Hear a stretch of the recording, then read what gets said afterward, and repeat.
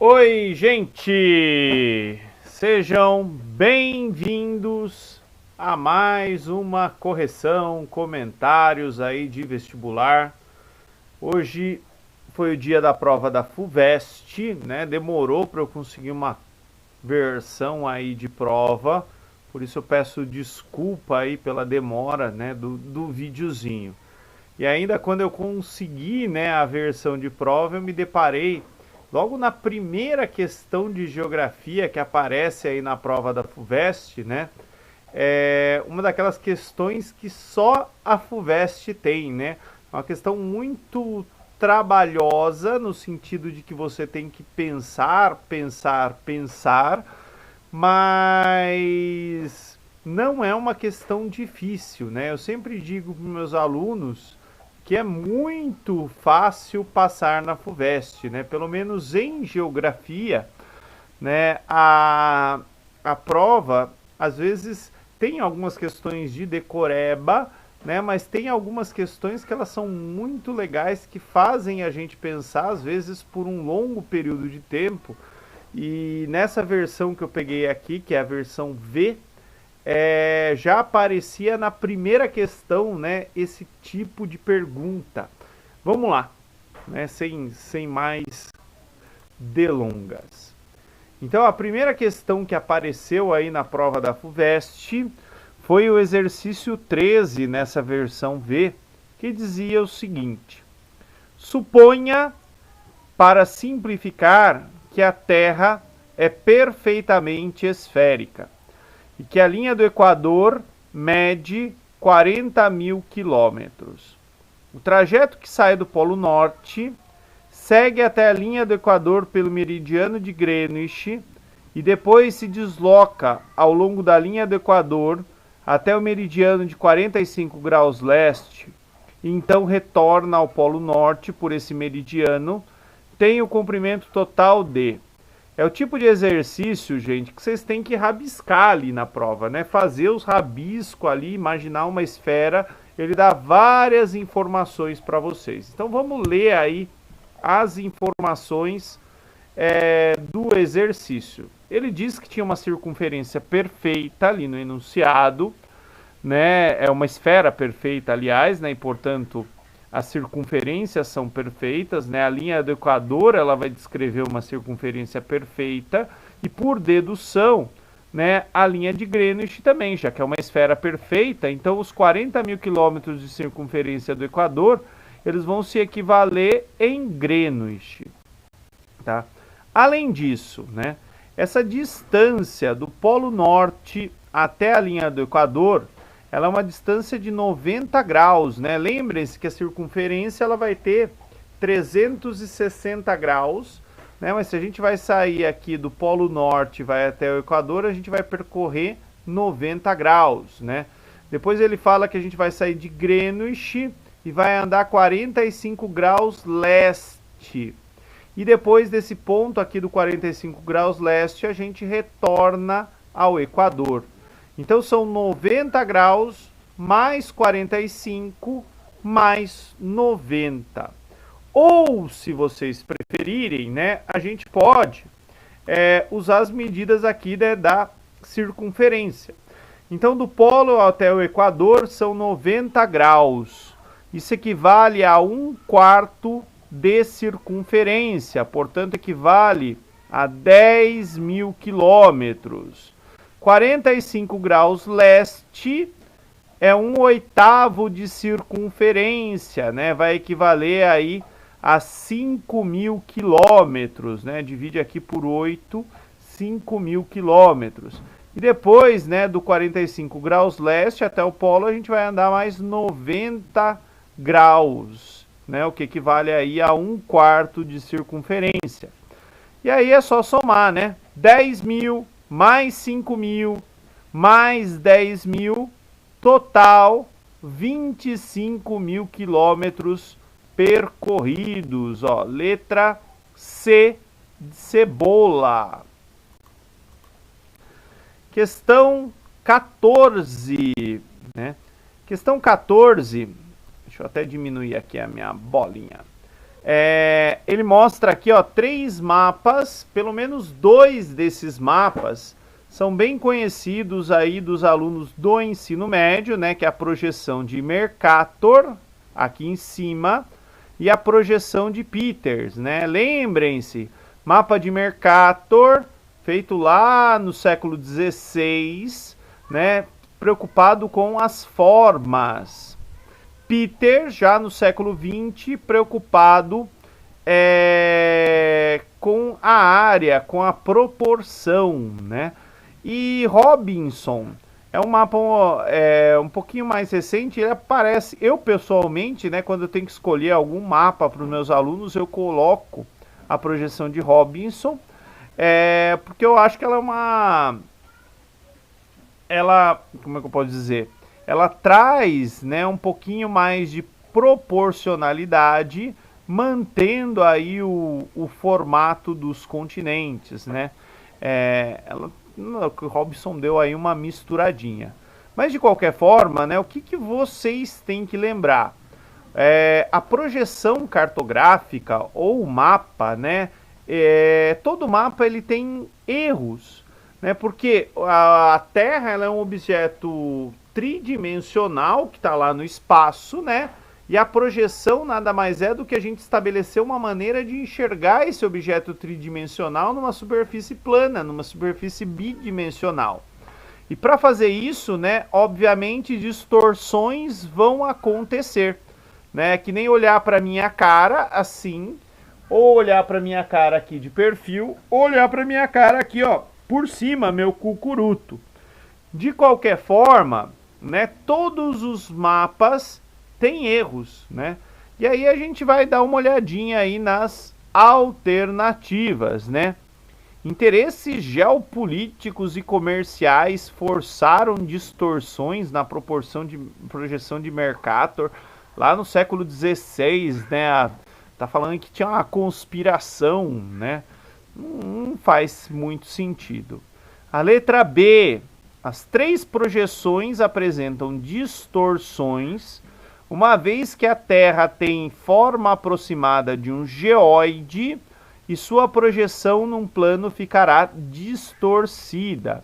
A Terra ela não é uma esfera perfeita, ela é um geóide, né? E o que é um geóide? Forma de Terra. A Terra é uma batata, como eu digo para os meus alunos, né? Ela é um pedregulho gigantesco ali no espaço, né? Mas ela não tem uma forma bonitinha, né? Vocês estão vendo aqui, ó, diferentes ângulos desse geóide, né? E colocar isso no papel, numa superfície bidimensional, né, acaba sendo bastante complicado e trabalhoso, né, para os cartógrafos. É a letra B a correta, tá? As outras, projeção de Mercator igual Peters, apresentam distorções pela falta de recursos técnicos. Não, né? Peters é bem mais moderninha. D. Projeção de Peters não apresentava distorções, mas a descoberta da Antar não, gente. E todas as projeções apresentam distorções, até aí beleza, uma vez que o formato da Terra não era conhecido até o século XX, o que gerou dúvidas como essa projeção seria executada, né? Já se sabia que a Terra era meio achatadinha, né? Não era uma esfera perfeita, tá? É a letra B de bola. Questão 15. A criação do Banco da Amazônia e da Superintendência de Desenvolvimento da Amazônia, Sudã, preconizou uma política de concessão de incentivos fiscais aos empresários, especialmente das regiões mais ricas do país, para que deixassem de pagar 50% do imposto de renda, desde que o dinheiro fosse depositado naquele banco para financiar projeto de desenvolvimento no estado do Amazonas.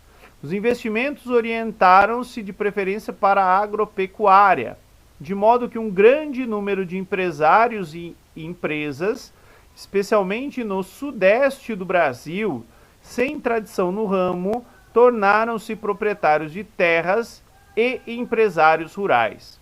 Em princípio, a aquisição de terras pelos grandes capitalistas do Sudeste animou o mercado imobiliário. Assinale a alternativa que apresenta a combinação correta entre o período e as implicações territoriais e sociais observadas nas áreas onde a política de incentivos fiscais entrou em operação. Bem, hoje eu estou tomando chimarrão. Ganhei uma cuia da minha esposa de Natal. Gente, então vamos lá. Brasil Império, na letra A, expansão dos sistemas agroflorestais e preservação da vegetação nativa. E daí, depois nos sociais, fala de direito de sindicalização do trabalhador rural. Nenhuma nem outra, né? No Império não se falava de ecologia e sindicalização do trabalhador rural também não faz muito sentido. Na Primeira República, né, expansão da área voltada à pecuária e redução da Mata Atlântica. Beleza, mas aí a gente está falando do texto, o texto está falando de Amazônia. Então esquece a que está aqui na letra B. Letra C, expansão da economia extrativista e concentração fundiária e eliminação dos direitos trabalhistas na cidade e no campo, né? Lembra do Vargas, CLT, né? Ele garantiu direitos. Letra D, ditadura militar, aumento da grilagem, avanço do desmatamento. Lembre-se que a ditadura, ela veio após o governo do Juscelino Kubitschek, né? E no governo Juscelino Kubitschek foi idealizado ali todo um sistema nacional aí de transportes de base rodoviária, integrando diferentes regiões, o que abriu caminho ali, né, na região norte, no centro-oeste, para o avanço, né, da ocupação de terras. São as novas fronteiras agropecuárias, né, e aumento dos conflitos no campo. Essa é a letra D de dado.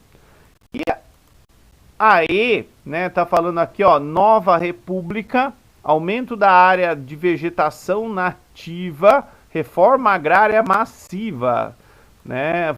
Quem sabe eu vejo esse dia acontecer, mas eu acredito que a minha vida vai passar e a questão de terra no nosso país vai continuar. Então, letra D de dado. Questão 16, eu acho que é a questão mais fácil da prova, né? Tem aí um mapa marcando alguns países, né? Venezuela, Arábia Saudita, Iraque, Irã, Kuwait, Emirados Árabes Unidos, alguns países aqui africanos, né? A única alternativa que faz sentido aí é a letra D, né? São os países da OPEP, Organização dos Países Exportadores de Petróleo. Não é BRICS, né? Porque BRICS, Brasil, Rússia, Índia, China e África do Sul, né? Nenhum deles está marcado. OCDE, chamada de Clube dos Ricos, dos países desenvolvidos, então não tem nenhum aí. Excluídos da OMC também não faz muito sentido, né? Membros da OTAN também não, né? Porque não tem Estados Unidos aí, sobra, né, os grandes produtores de petróleo. Questão 17. Questão que evoca aí um evento desse ano. Um terremoto que aconteceu ali na Bahia, perto do Recôncavo Baiano, né? Terremoto indicado na figura ocorreu na Bahia, 30 de agosto, com magnitude 4,6 na escala Richter, né, que mede aí a ocorrência, a intensidade dos terremotos. Em cidades como Vale do Jiquiriçá, e sobre os terremotos, ele quer a correta, né? Então, são gerados por intrusões e maremotos, né? A intrusão é um tipo de fenômeno aí vulcânico, né, onde o magma ele vai entrar, né, e obviamente essa entrada, essa intrusão do magma pode deslocar massas de terra, causar tremor, né, mas não é o caso, né, além disso, né, terremoto não é gerado por maremoto, né? Os terremotos eles são gerados pelos deslocamentos nas placas tectônicas, né? Enfim, placa tectônica está aqui, ela pode estar se separando, se juntando, se chocando, deslizando, enfim, né? E no caso aqui específico, embora esteja longe da borda da placa tectônica que está no oceano, né, a gente vai estar aqui nessa região do recôncavo, numa área de falha geológica. Uma falha, para entender ali, uma rachadura, um negócio diferente ali na placa, né? Assim, não que é uma quebra da placa, mas deu uma trincadinha. E quando se estuda essas falhas geológicas, né, essas rachaduras, obviamente se conhece bastante sobre a história geológica do nosso país. Letra C fala em soerguimento da costa na região amazônica, não faz muito sim, está bem longe. Teria tido terremoto no Acre no mesmo dia também. Letra D tem início com a divergência da crosta continental e o recôncavo baiano provocou impactos que chegaram na Serra Gaúcha. Bem longe a Serra Gaúcha, está lá no Rio Grande do Sul, nem aparece aqui no mapa. E, enfim, né, ninguém falou em terremoto lá nos Pampas. Pampas não, né? Pampa está bem mais abaixo ainda do que as Serras Gaúchas. Mas, enfim, Serra Gaúcha está um pouquinho mais para o norte do Rio Grande do Sul e também não teve terremoto ali em Gramado e Canela. E, por fim, né, letra E, são gerados pela abertura de falhas importante para o conhecimento do núcleo do planeta. Gente, a gente nem conseguiu ainda perfurar as placas ali, chegar no manto. No que dirá núcleo, né? Não é era do gelo deriva continental lá que o esquilozinho cai no núcleo do planeta, tá? Então é a letra B de bola. Questão 18. Deixa eu diminuir minha bolinha aqui. A linha de fronteira hoje possui uma definição essencialmente econômica, como fronteira da lucratividade, mas que adquire uma expressão geográfica bastante acentuada em diferentes escalas espaciais. Isto é, basicamente, com a fronteira do século XIX e a assim chamada fronteira urbana têm em comum, na realidade, ambas estão associadas à acumulação e expansão do capital. Mas enquanto a fronteira do século XIX representou a realização de uma expansão geográfica absoluta na escala do território como a principal expressão espacial da acumulação de capital, a renovação urbana apresenta o exemplo mais desenvolvido da rediferenciação do espaço geográfico com vista ao mesmo resultado. Então ele está falando, né, expansão geográfica e renovação urbana, né? O excerto relaciona a dinâmica geográfica dos Estados Unidos no século XIX a do final do século XX. As imagens correspondentes a cada um dos momentos apresentados são identificados onde, né? Então aqui, expansão geográfica, marcha para o oeste, renovação urbana, revitalização de áreas centrais, né? Essa com aquela outra ali pode juntar as duas questões mais fáceis da prova, né? As outras, né? Independência não é uma expansão, não foi uma expansão territorial, né? Suburbanização não é uma redefinição urbana, né? Revitalização de áreas centrais entra num fenômeno chamado gentrificação, tem especulação imobiliária, tem um monte de coisa. Aqui também não, né? Enfim, as outras, né? Aqui podia entrar talvez expansão territorial, né? Mas gueto e segregação já não é renovação urbana, tá? Então é letra A. Questão 19. Vamos lá. Questão 19 tem aí um esqueminha que mostra aí, ó, do 0 a 100%, cidade política, passou para cidade comercial, depois, né, para cidade industrial, e aí tem embaixo, né, passagem do agrário para o urbano, ou seja, a maioria das pessoas sai do campo e vai viver na cidade, e o que ele chama ali de zona crítica, né? E no meio aqui, entre a cidade industrial e a zona crítica, a subordinação do complexo do campo ao complexo urbano, né? Essa coisa, né, da indústria meio que como pode dizer, controlando aquilo que acontece no campo. Mas enfim, né, para responder a questão, eles não precisavam de tanta coisa assim. O esquema apresenta a linha de urbanização da sociedade que vai do ano 0 ao 100, considerando referenciais trazidos no esquema. Fazem parte do contexto identificado na chamada zona crítica. Então, ó, zona crítica é algo recente, né? Então vamos dar uma olhadinha aí, ó.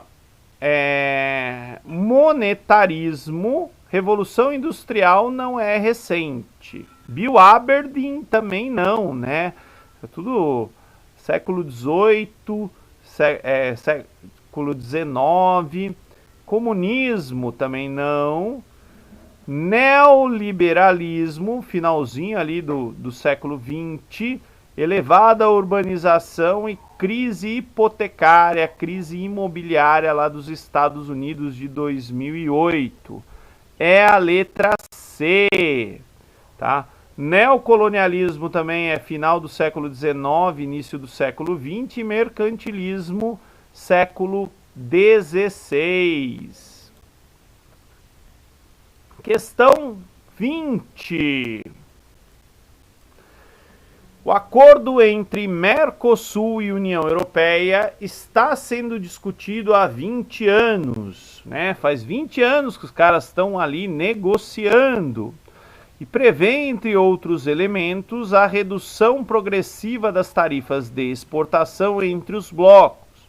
O Brasil, que é um grande exportador de produtos agrícolas para o mercado europeu, teria redução de tarifas para produtos como carnes, açúcar e etanol.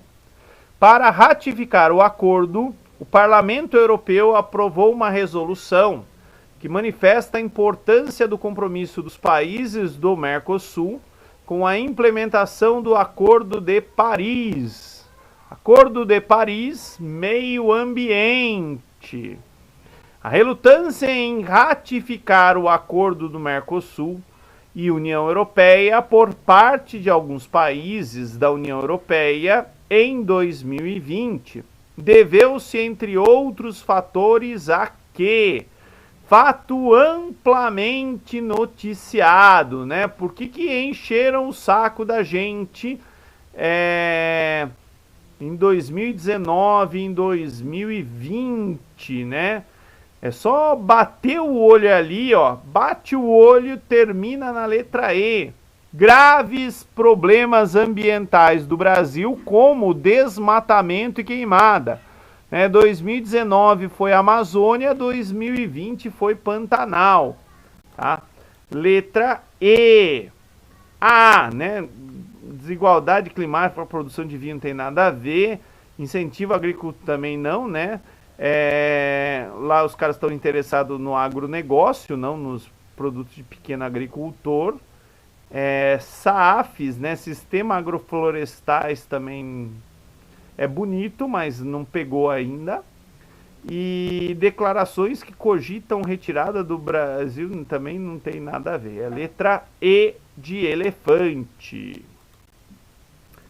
Questão 21. Deixa eu pôr aqui um pouquinho de água.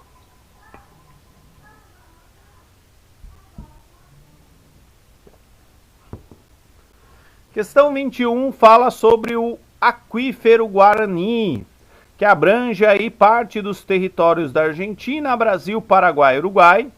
É grande, ó, possui aí não sei quantos mil quilômetros cúbicos, uma área gigantesca, e na parte brasileira se estende aí por 8 estados: Goiás, Mato Grosso do Sul, Minas, Paraná, Rio Grande do Sul, Santa Catarina e São Paulo. Sobre os aquíferos e seus usos para as atividades humanas, é correto afirmar: aquíferos ocorrem em formações geológicas que contêm água em quantidade significativa, né? 37 mil quilômetros cúbicos de água, é água pra caramba, que se movimentam no seu interior em condições naturais, né? Tem ali rochas sedimentares, porosas, permitindo seu uso para abastecimento público e instâncias turísticas de águas minerais e termais. Essa é a letra A. As outras, né, consistem em reservatórios de águas superficiais. Não, né? Água superficial é uma lagoa, uma barragem, né? Letra C. Aquífero apresenta um volume de águas de grandes proporções, contudo o custo de bombeamento e tratamento. Não, né? O custo maior é o do poço, né? Porque uma vez que você cava o poço, né, na maioria dos aquíferos, como a profundidade é muito grande, a água jorra, sem precisar até de bombeamento.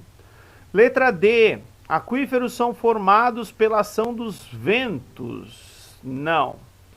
E aquíferos estão em profundidades que impossibilitam seu uso para atividades humanas. Também não. Então, letra A. Questão 22. Monte Everest é o pico mais elevado do planeta, localizado na Cordilheira do Himalaia, na fronteira da China e Nepal, com 8.848 metros de altitude. Possui 5 estações meteorológicas em diferentes altitudes que funcionam desde 2019. Entre elas, a estação mais elevada do planeta, a 8.430 metros, que registra dados valiosos para a climatologia.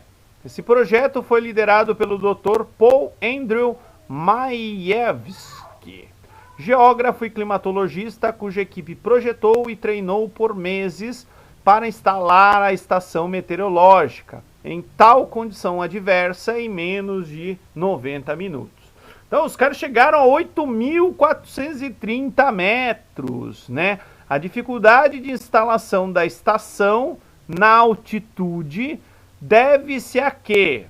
Não vai ser umidade nem derreter neve, né? O gelo tá lá porque é frio pra caramba. Chuvas intensas também não. É a letra C, ó. Temperaturas reduzidas e baixa concentração de oxigênio nessa altitude, né? Dias mais curtos não faz sentido, e elevada pressão atmosférica. Na verdade, a pressão é mais baixa porque vai ter menos ar ali em cima. Questão 23. Eu acho que aí já entrou na prova de biologia, mas a geografia é uma disciplina enxerida. E eu sou um cara enxerido. Então eu resolvi fazer essa questão porque eu achei muito legal. Segundo o Atlas de Serpentes Brasileiras, a jararaca, nome científico dela Botrops jararaca, encontra-se com as ocorrências registradas em uma extensa faixa do Brasil relativa a diferentes biomas, onde se alimenta de anfíbios, roedores e outros animais. A espécie ocorre nas áreas apontadas, sendo encontradas nas zonas florestadas ou modificadas pela ação humana. Então, ó, ele mostra aqui um mapa, né, distribuição da Bothrops jararaca. O primeiro é o mapa de biomas, e eu acredito que os pontinhos aí é onde tem jararaca. Então, ó, tem jararaca na Caatinga, tem jararaca no Cerrado, tem jararaca no Pampa, mas onde tem mais jararaca é na Mata Atlântica e Mata de Araucária. Aqui é por altitude, né? Geralmente, ó, notem que as jararacas gostam de lugares um pouquinho mais elevados. E aí é só olhar o mapa, né? Os dois mapas. Então, sobre a distribuição das jararacas, né, e os seus biomas, a correta é a letra, vamos ver aí, letra A. São típicas das áreas que alcançam até 500 metros de altitude. Não, ó, tem um monte de jararaca aqui, ó, onde tem mais de 500 metros. São generalizadas nos mais diversos biomas, concentrando-se na Caatinga. Não. São típicas das áreas mais planas da faixa leste do Brasil. Também não, não é plano. Letra D, possuem área de ocorrência restrita ao bioma da Amazônia. Na Amazônia, as jararacas não fazem muito sucesso. É a letra E. São típicas da Mata Atlântica, podendo ocorrer também em áreas de Pampa, Cerrado e Caatinga, e ocupar terrenos que alcançam até 1000 metros de altitude. O bioma da Mata Atlântica encontra-se atualmente ameaçado pela ocupação humana. E questão 24, que eu acho também que estava na prova de biologia. Na transição do Cerrado para a Mata Atlântica, ocorre uma substituição da vegetação que resulta em mudanças na frequência de certas características das plantas. Identifique duas mudanças decorrentes dessa transição. Então, se a gente estava usando aí o mapa da questão anterior até, ó. Se a gente está saindo de uma área de cerrado aqui, rosinha, e entrando no verdinho na Mata Atlântica, onde tem bastante jararaca, além das jararacas, né, o que vai acontecer? Né, então vamos lembrar, ó, cerrado, poucas árvores de pequeno porte, muitas graminhas e as árvores são todas torcidinhas. Mata Atlântica, um florestão, gente. Árvores de grande porte, higrófitas, latifoliadas, perenes, raízes ali na horizontal, porque chove bastante, né? Então a gente está saindo disso daqui e indo para cá, né? Então o que vai acontecer? Vamos ver aí nas alternativas. Eu já coloquei. Bem, vocês já viram que é a letra C, né? Então vamos ver por que não é nenhuma das outras. Letra A. Aumento da frequência de caules e galhos tortuosos. Não, se fosse o sentido contrário da Mata Atlântica para o Cerrado, poderia ser. Mas como é do Cerrado para a Mata Atlântica, não. Aumento da frequência de plantas que germinam e crescem melhor sob a luz direta do sol. E diminuição de plantas de folhas largas. Não, né? Na Mata Atlântica vai ter mais latifoliadas. É a letra C, ó, diminuição da frequência de caules e galhos tortuosos e aumento da frequência de plantas latifoliadas aí com folhas largas. A D, né, diminuição de plantas epífitas e diminuição da frequência de plantas com adaptação a queimadas. E a E, diminuição da frequência de plantas que germinam e crescem melhor sob a luz direta do sol e aumentam, né, nenhuma nem outra. Letra C de cebola. E por fim, né, a última, já sendo inserido aí na prova de biologia, questão 25, que é mera interpretação de gráfico com tema ambiental, né? Tempo de decomposição de diferentes resíduos sólidos condiciona a destinação de cada tipo, visando diminuir os impactos ambientais causados pelo seu descarte. O gráfico mostra dois grupos de resíduos sólidos, o X e o Y, produzidos pela população humana com diferentes tempos de decomposição. Grupo X aqui, ó, leva de 0 a 100 anos para se decompor. Grupo Y vai de uns 180 até 500 anos para se decompor, né? Então, assim, isso daqui a gente poderia chamar de biodegradável, isso daqui a gente poderia chamar de desgraça para o meio ambiente, né? Que isso daqui não vai embora. Com base nessas informações e nos seus conhecimentos, é correto afirmar que garrafas PET que fazem parte do grupo Y e sua destinação recomendada é o reuso e reciclagem. Essa é a letra A. Né? Letra B, embalagens do papel fazem parte do grupo Y. Não, papel é mais biodegradável, né? Letra C, e reciclável também. Garrafas PET estão aqui, não, plástico, né? Demora. Embalagens de papel fazem parte do grupo Y, também não. E garrafas de vidro fazem parte do grupo X e a destinação incineração. Não, dá para reciclar o vidro. E aí, gente, eu encerro a correção da FUVEST. Muito obrigado a todos que aguentaram até o fim. Tchau, tchau, gente!